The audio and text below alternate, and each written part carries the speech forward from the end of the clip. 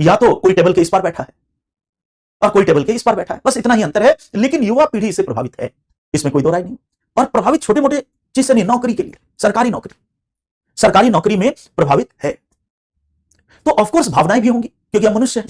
Artificial intelligence AI तो है नहीं कि भावना शून्य है, जो मर्जी वो बना देंगे। हम भावनाशील प्राणी, और कभी भी कोई एआई मनुष्य का विकल्प हो ही नहीं सकता। हमेशा याद रखना, मनुष्य प्रकृति की अनुपम कृति है, और चाहे कितना भी तुम एआई बना लो, कुछ बना लो, ये इसका विकल्प नहीं हो पाएगा। इसके पास फीलिंग कभी एआई से, और इसलिए थोड़ा समय 1 मिनट के लिए हटूंगा कि अब नए नए जो रिसर्च आ रहे हैं, हर्बर्ट मर्क्यूज और कई लोगों ने दिखाया कि ये चीजें आपको धीरे धीरे बोर करेंगी, और होने लगा है।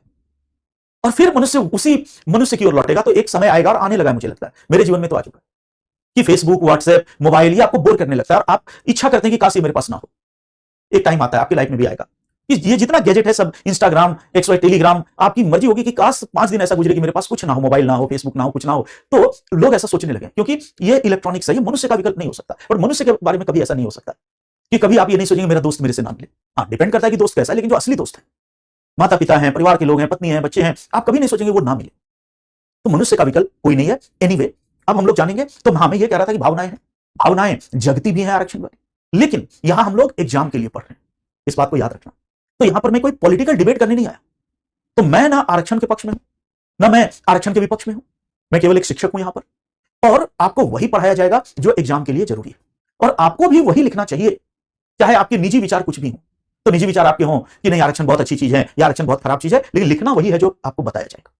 निजी विचार चाय पे चर्चा के लिए रखना, और भावुक नहीं होना है, एक बौद्धिक चर्चा के रूप में लेना है। एक बौद्धिक तो ऐसा नहीं कि जब मैं आरक्षण की कमियां बताऊंगा तो ऐसा लगेगा कि मैं कट्टर आरक्षण विरोधी हूं, और आपको लगेगा कि अरे इन्होंने तो आरक्षण को उड़ा दिया होगा। और जब मैं आरक्षण का मेरिट बताऊंगा तो आपको लगेगा कि अरे ये तो बड़ा कट्टर आरक्षण समर्थक है। तो हमें भी ऐसा ही होना चाहिए कि एग्जाम में जो पूछ रहा है वैसा दिखा देना, अपनी राय नहीं थोपनी है। क्योंकि याद रखो कि अपनी भावनाएं निकल गई तो भावनाएं तो बहुत निकलेंगी, लेकिन आप भी एग्जाम से निकाल दिए जाएंगे। जातिवादी व्यक्ति नहीं चाहिए संस्थाओं को। तो इसलिए मैंने बोला, हर टॉपिक में नहीं बोलता हूं कि थोड़ा सा कंट्रोल भावनाओं को कंट्रोल। अब उससे पहले कुछ कमेंट्स आ गए, एक बार मैं देख लेता हूं।